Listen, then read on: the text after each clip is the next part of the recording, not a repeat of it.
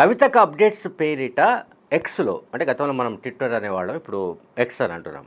ఎక్స్లో వరుసగా వస్తున్న ట్వీట్లు ఇవి మొత్తంగా రాజకీయాల్లో, అంటే ఆ పార్టీకి సంబంధించిన ఆ పార్టీలో అంతర్గతంగా తీవ్ర చర్చలకు దారితీస్తున్నాయి. ఆ పార్టీ పైన వాటి ప్రభావం ఎంత ఉంటుంది ఏంటి అనేది పక్కన పెడితే, ఆ పార్టీలో ఒక కలకలం సృష్టించడానికి ఈ పోస్టులు ఉపయోగపడే విధంగా కనిపిస్తున్నాయి. ఫస్ట్ వీళ్ళు అంటే తాజాగా చేసిన కొన్ని పోస్టులు ఎట్లా ఉన్నాయంటే, కవిత అప్డేట్స్, ఇది ఎక్స్లో ఒక ఖాతా. ఈ ఖాతా కింద వాళ్ళు పెడుతున్న పోస్టులు ఎట్లా ఉన్నాయంటే, ఒకటి కోరుట్ల కుతంత్రపు విద్య అని కోర్స్ పెట్టారు, ఒక హెడ్డింగ్ పెట్టారు. విద్య అనే దానికి ఇన్వర్టెడ్ కావాల్సి పెట్టారు. అంటే కోరుట్ల మాజీ ఎమ్మెల్యే కల్వకుంట్ల విద్యాసాగర్ అని మనం అర్థం చేసుకోవాలి. ఆ రకంగా అనుమానాలు వస్తున్నాయి అందరికీ.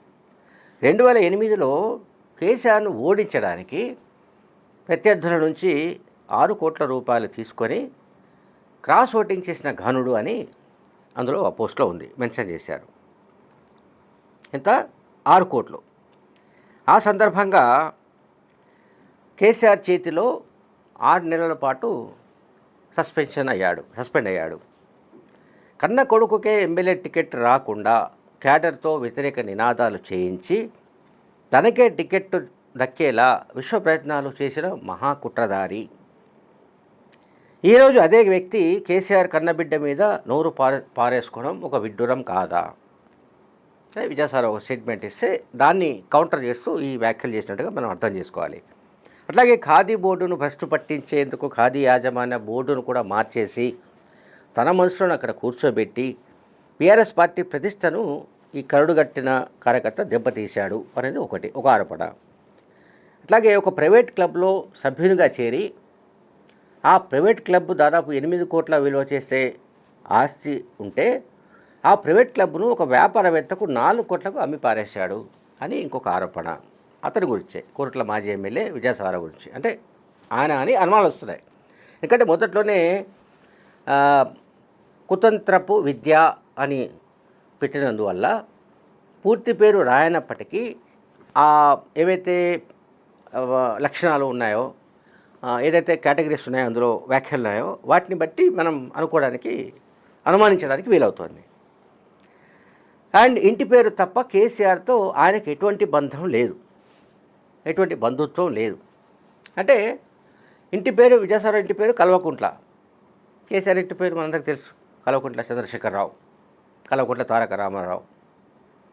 సో కల్వకుంట్ల అనే ఇంటి పేరు ఉంది మినహా ఆయనకు కేసీఆర్తో ఏ రకమైన బంధం లేదని కూడా వీళ్ళు తేల్చిపారేశారు ఈ పోస్ట్లో. ఇది కవితకు అప్డేట్స్ పోస్ట్లో.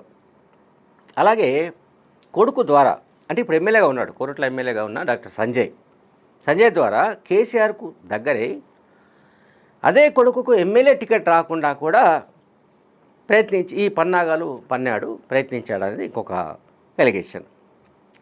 అతని ఆవేశమంతా తన రాజకీయ భవిష్యత్తు కోసం తప్ప కేసీఆర్ కోసం కాదు, కేటీఆర్ కోసం కాదు, అండ్ బీఆర్ఎస్ కోసం కాదు, తెలంగాణ కోసం అసలే కాదని దాంట్లో చెప్పేశారు. దీంట్లో కవితకు అప్డేట్స్లో పోస్ట్ చేశారు. అండ్ ఇంకొక పోస్ట్లో గమనిస్తే, హరీష్ రావు లండన్ నుంచి హైదరాబాద్కి వచ్చిన తర్వాత ఆయన ఒక మాట అన్నాడు మీడియాతో మాట్లాడుతూ. నేను 25 ఏళ్ళుగా ప్రజా జీవితంలో ఉన్నాను, అండ్ నా కాంట్రిబ్యూషన్ ఏమిటో తెలంగాణ ఉద్యమంలో, లేకపోతే అధికారంలో వచ్చిన తర్వాత తెలంగాణ అభివృద్ధిలో నా భాగస్వామ్యం ఏంటో, కాంట్రిబ్యూషన్ ఏంటో ప్రజలందరికీ తెలుసు. నా లైఫ్ అనేది ఒక తెరచిన పుస్తకం అని అన్నాడు ఆయన. దాన్ని కవితకు అప్డేట్స్ పోస్టుల్లో ఎట్లా మెన్షన్ చేశారంటే, అవును మీరు నిజమే, మీ రాజకీయ ప్రస్థానం అంతా కూడా తెరిచిన పుస్తకమే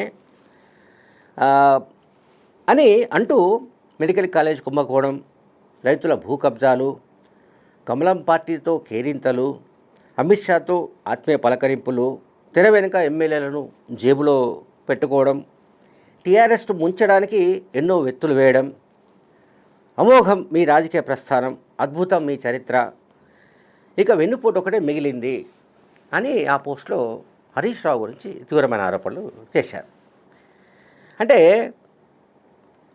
ఇక్కడ మనం ఏం అర్థం చేసుకోవాలంటే, హరీష్ రావుని కానీ లేకపోతే విజయసాయిరావుని కానీ ఇంకా బహుశా ఇవి వరుసగా పోస్టులు వస్తాయని సిరీస్ ఉంటుందని కూడా వాళ్ళు మొదట్లోనే ప్రకటించారు. బహుశా సెప్టెంబర్ 5వ తేదీన అనుకుంటా నేను.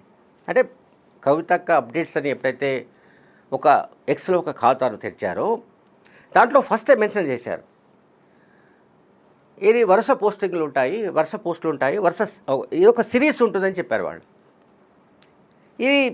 ఇది అంటే ఎమ్మెల్సీ కవిత మద్దతుదారులు చేస్తున్నారా, ఈ పోస్టులను ఆమె పర్యవేక్షిస్తున్నారా, అసలు ఆమె చూస్తున్నారా లేదా, ఎవరిపైన ఎటువంటి ఎలిగేషన్స్ చేస్తున్నారు, ఎవరిపైన ఎటువంటి బురద జల్లుతున్నారు, ఎవరిపై ఎటువంటి అంటే వాడని భాష వాడుతున్నారు, మరి ఇవన్నీ కూడా కవిత కూడా చూసుకోవాల్సిన అవసరం అయితే కనిపిస్తోంది. సరే, ఆమె మద్దతుదారులే పోస్టు చేస్తున్నారు, ఆ మద్దతుదారుల పోస్టులకు ఆమె సహకారం ఉంది అనుకుంటే ఓకే, అది ఎవరో మనం కాదనడానికి లేదు, ఆమె ఇష్టం అది. ఎందుకంటే ఆమె పార్టీని సస్పెండ్ అయింది కనుక ఇక ఆమె టీఆర్ఎస్ పైన పోరాడటమే తన ఎజెండా అనుకుని ఉండొచ్చు. టీఆర్ఎస్ పైన అంటే నేరుగా తండ్రి పైన, పార్టీ వర్కింగ్ ప్రెసిడెంట్ సోదరుడైన కేటీఆర్ పైన, అట్లాగే వాళ్లకు మద్దతుగా నిలబడుతున్న హరీష్ రావు పైన ఇక ఆమె పోరాటం ఆపేది లేదని మనకి పోస్టుల ద్వారా అర్థమవుతోంది. నిజానికి ఆమెను సస్పెండ్ చేసిన రోజు జరిగిన చర్చ ఏంటంటే, రాజకీయ పరిశీలకులు లేకపోతే సీనియర్ జర్నలిస్టులలో జరిగిన చర్చ ఏంటంటే, ఈ సస్పెన్షన్ ఎంతో కాలం ఉండకపోవచ్చు, కొన్ని రోజుల తర్వాత ఒకటే ఫ్యామిలీ కాబట్టి ఏదో మేరకు ప్యాచప్ అవుతుంది, ఆ తర్వాత మళ్ళీ ఆమెను పార్టీలో తీసుకుంటారు, ఈ రకమైన చర్చ జరిగింది. అసలు హరీష్ రావునే బయటికి పంపించడానికి ఇదంతా ఒక స్కీమ్ అమలు చేస్తున్నారని కూడా ఆరోపణలు వచ్చాయి.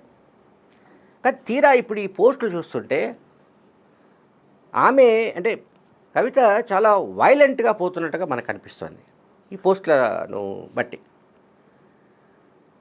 అంటే ఇప్పుడు మీడియా కాన్ఫరెన్స్ పెట్టి ఎవరిపైన ఆరోపణలు చేయడం ఒక ఎత్తు, లేదా చిట్చాట్ లాంటి ఏదైతే ఒక మామూలుగా చిట్చాట్ అంటుంటాం కదా మనం, అటువంటి పరిస్థితి వేరు.